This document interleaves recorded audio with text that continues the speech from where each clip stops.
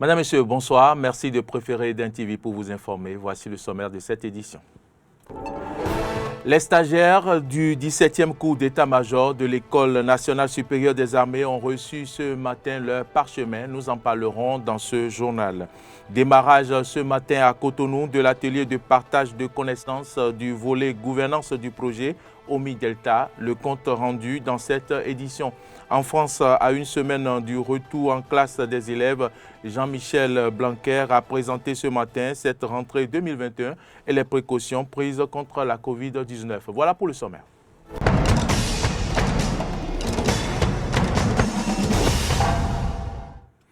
Merci à toutes et à tous de l'attention et bienvenue dans ce journal. Les stagiaires du 17e cours d'état-major de l'École nationale supérieure des armées ont reçu ce matin leur parchemin. La cérémonie de sortie a eu lieu dans l'enceinte de l'institution à Porte-Novo et a été présidée par le chef d'état-major des forces armées béninoises. Je vous invite à suivre un extrait des propos du commandant de l'École nationale supérieure des armées et du chef d'état-major des forces armées béninoises au micro de Aristide Setin. Image Denis Maroya. Pour la première fois dans l'histoire des forces armées béninoises, les stagiaires du 17e DEM, de même que plusieurs officiers supérieurs des forces armées et de défense et de sécurité et d'autres personnalités civiles ont suivi les cours universitaires devant leur donner droit au Master 2 en études stratégiques, sécurité et politique de défense, soit au total 16 modules de 25 heures chacun, dispensé par d'éminents enseignants tant béninois qu'étrangers, couvrant les unités d'enseignement telles que la pensée stratégique, la politique de défense et de sécurité, la défense et le renseignement, l'armée et les conflits et la sécurité. À vous, stagiaires, nouveaux diplômés d'état-major, je vous invite à suivre scrupuleusement et à appliquer les conseils de votre commandant école. Je vous demande, pour ma part, de garder en mémoire que ce parchemin n'est qu'une présomption de connaissance et qu'il vous reviendrait de vous démener chaque fois que vous serez en situation pour être à la hauteur des attentes de vos supérieurs. Ce n'est qu'à ce prix que vous montrerez digne de votre nouveau statut d'officier d'état-major. Démarrage ce matin à Cotonou de l'atelier de partage de connaissances du volet gouvernance du projet OMI Delta. Pendant 2 jours, les acteurs de la mise en œuvre du programme vont discuter des questions liées à l'eau et à la résilience climatique. Suivez le compte-rendu d'Aimé Defodi et de Fiacre Voiton. Les acteurs du programme OMI Delta sont en atelier de partage de connaissances du volet gouvernance du dit programme. Un programme élaboré et mis en œuvre par le Partenariat national de l'eau du Bénin, l'ONG Alcré et Social Watch Bénin avec l'appui technique et financier des Pays-Bas. Les grands défis nécessitent des solutions durables qui ne peuvent être atteintes qu'avec une approche inclusive et une gestion communale transparente envers la population, le conseil communal et le gouvernement central. Mais la mise en œuvre des solutions durables veut aussi dire l'ancrage dans les habitudes, dans l'entretien des ouvrages.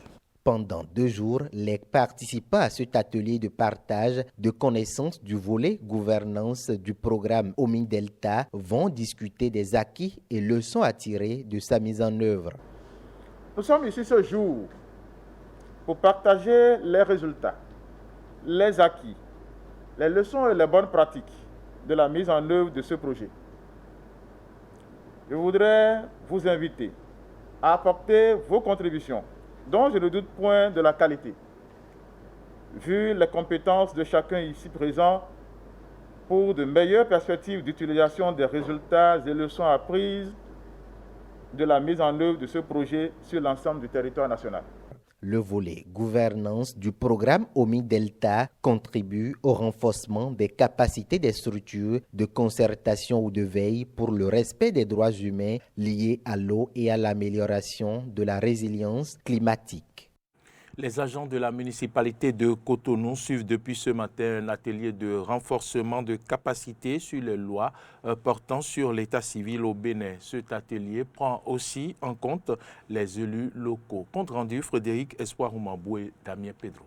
Le présent atelier s'inscrit dans le cadre du programme annuel d'assistance aux communes. Pendant 48 heures, il réunit les élus locaux et responsables des services de l'état civil de la municipalité de Cotonou avec des objectifs définis. Nous ferons le point afin de constater ensemble si les délais prescrits par la loi en matière d'état civil sont respectés.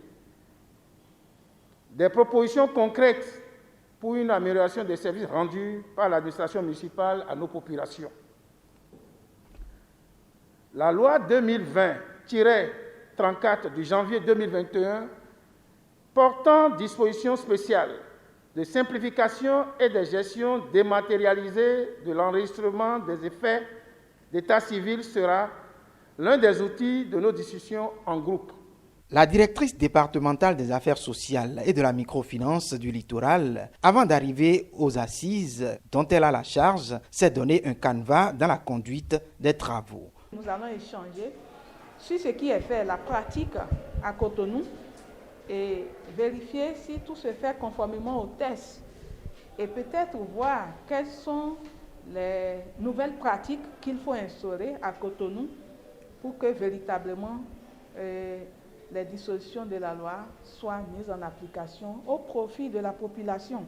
Pour le représentant du préfet qui a ouvert les travaux, la mairie de Cotonou, en demandant une assistance conseil dans le domaine de l'état civil, démontre son engagement à accompagner les réformes dans le secteur. Il n'y a point de doute sur la pertinence de cet atelier, d'autant qu'il répond aux besoins exprimés par la mairie de Cotonou en 2020 dans un contexte de renouvellement de la majorité des élus municipaux. J'ose espérer que les objectifs seront atteints au regard de la qualité des ressources mobilisées à cet atelier. Il s'agira de rappeler la loi portant Code de la famille tout en faisant un lien avec certaines dispositions du Code de l'enfant. La loi portant dispositions spéciales de simplification et de gestion dématérialisée de l'enregistrement des faits d'état civil sera aussi scrutée. Hors du Bénin, en France, à une semaine du retour en classe des élèves, Jean-Michel Blanquer a présenté ce matin cette rentrée 2021. Le ministre de l'Éducation est revenu sur le protocole sanitaire et les cours qui se dérouleront bien en présentiel.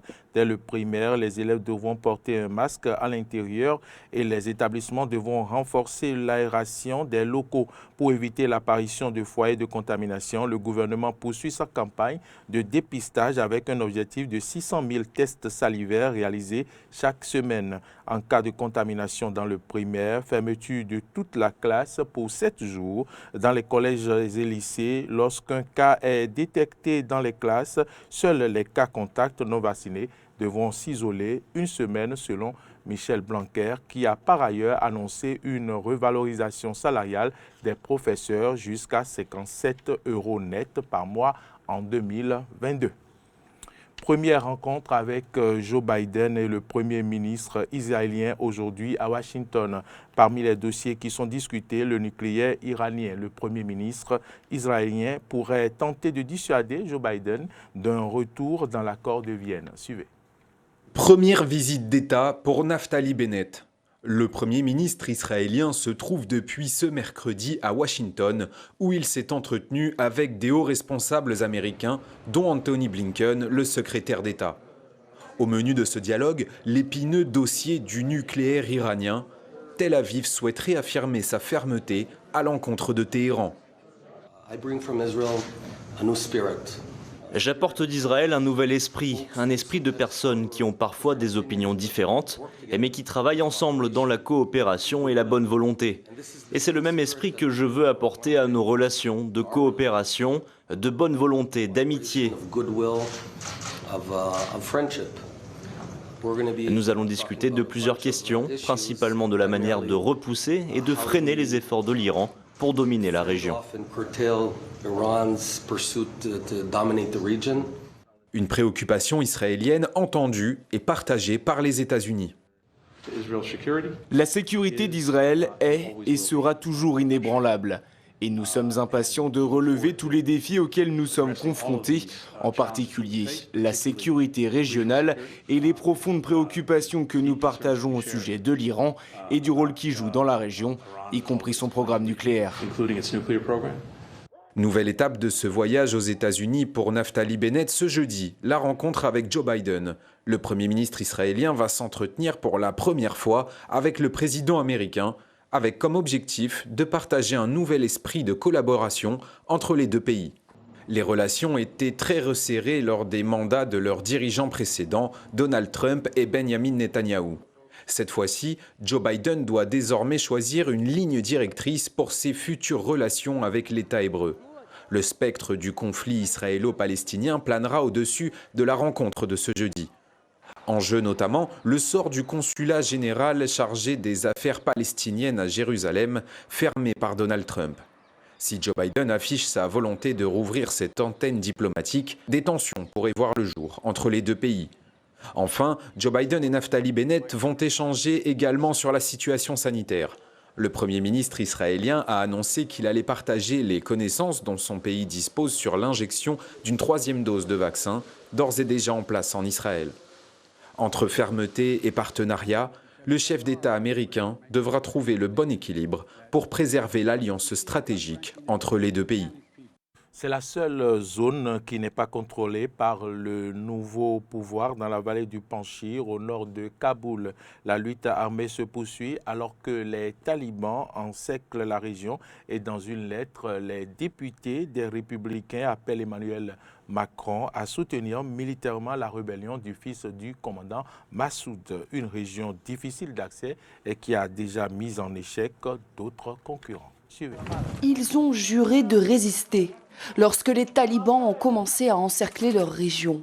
Dans le Panchir, les habitants attendent, les habitants résistent. Et pour se préparer à repousser les forces talibanes, les combattants s'entraînent. En ce moment, nous sommes sur la ligne de front de la guerre dans la vallée du Panchir.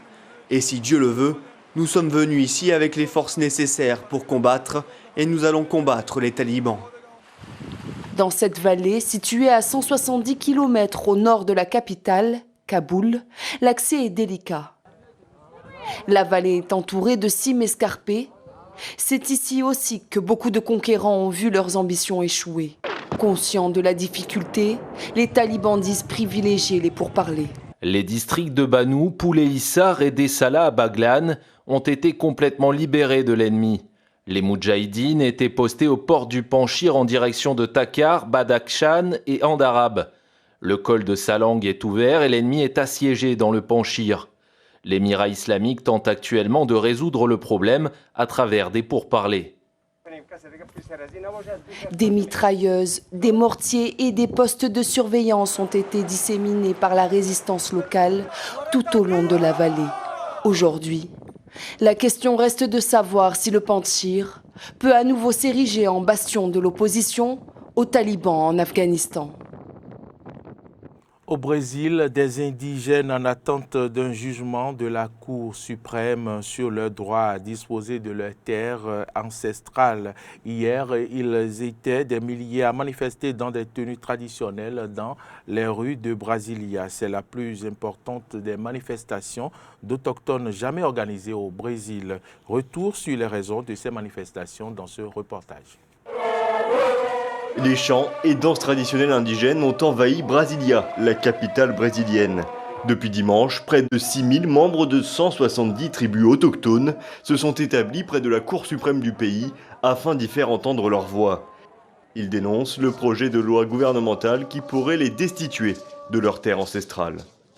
Aujourd'hui, nous sommes dans un mouvement contre la thèse temporelle et le projet de loi 490 qui, si approuvé, permettra l'entrée des bûcherons et des mineurs sur les terres indigènes. C'est pourquoi il est très important de ne pas approuver la thèse temporelle. C'est pourquoi nous nous mobilisons ici pour que cela ne se produise pas.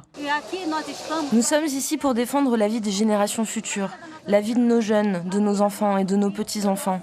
Notre principal objectif aujourd'hui est de faire en sorte que la Cour suprême puisse regarder avec attention et donner un procès équitable au peuple autochtone. C'est ce que nous recherchons. Principale cible désignée de la contestation, la thèse temporelle. Les magistrats brésiliens devront confirmer ou rejeter cette thèse qui affirme l'année de la promulgation de la Constitution brésilienne, 1988, comme référence pour délimiter les territoires du pays, notamment ceux occupés par les indigènes.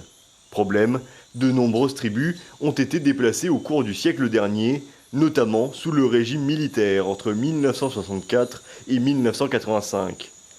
De retour sur leur terre originelle, parfois après la promulgation de la Constitution, les autochtones réclament désormais la protection du statut accordé aux réserves, une hypothèse fermement rejetée par le président brésilien. Si cela se produit, ce serait le chaos pour le Brésil et aussi une grande perte pour le monde. Nous aurons immédiatement devant nous des centaines de nouvelles zones indigènes à délimiter. En plus des pertes pour le producteur rural, beaucoup ont une famille qui occupe ces terres depuis plus de 100 ans. Ces terres qui sont aujourd'hui productives pourraient cesser de l'être. En cas d'acceptation du projet de loi brésilien, les populations indigènes arrivées après 1988 ne pourront revendiquer aucun droit sur leurs terres. Une option qui pourrait laisser libre cours à la déforestation et à l'ouverture de nouvelles mines. Une décision importante puisque l'arbitrage de la Cour suprême brésilienne fera jurisprudence sur l'ensemble du territoire. Le verdict est attendu au plus tôt jeudi et pourrait constituer une belle victoire ou au contraire un sévère camouflet pour Jair Bolsonaro après d'1 an de l'élection présidentielle. L'Organisation mondiale de la santé se positionne contre une 3e dose du vaccin contre la Covid-19. L'OMS se dit opposée au rappel prévu en septembre aux États-Unis, en Allemagne et en France pour ne pas creuser de fossé encore plus grand entre nantis et démunis. Selon le directeur des urgences de l'OMS, une 3e injection ne serait pas nécessaire du point de vue médical. Mesdames, Messieurs, c'est ici que se referme ce journal. Merci à toutes et à tous de l'avoir suivi. Bonne suite de nos programmes et à demain.